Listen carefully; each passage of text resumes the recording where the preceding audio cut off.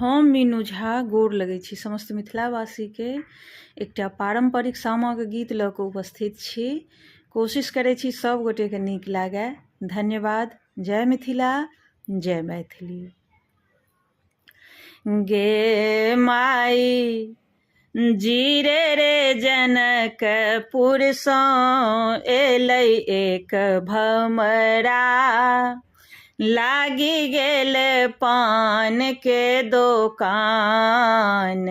आगे माई जीरे रे जनकपुरसँ एलै एक भमरा, लागी गेल पान के दोकान। लागी गेल पान के दोकान गे माई, लागी गेल पान के दोकान। गे माई लागी गेल पान के दोकान। आगे माई सेहो पान खैलनि मोर पाँचो भैया, सुगा सन के चमक निठोर। गे माई जीरे रे जनकपुरसँ एलै एक भमरा, लागी गेल सिन्दूर के दोकान। गे माई जीरे रे जनकपुरसँ एलै एक भमरा, लागी गेल सिन्दूर के दोकान।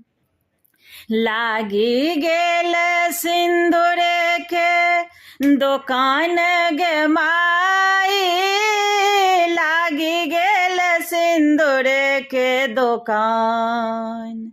गे माई लागी गेल सिन्दूर के दोकान। आगे माई सेहो सिन्दूर पहिरथे मोर पाँचो भौजो, जुगे जुगे बढ़नु एहि बात।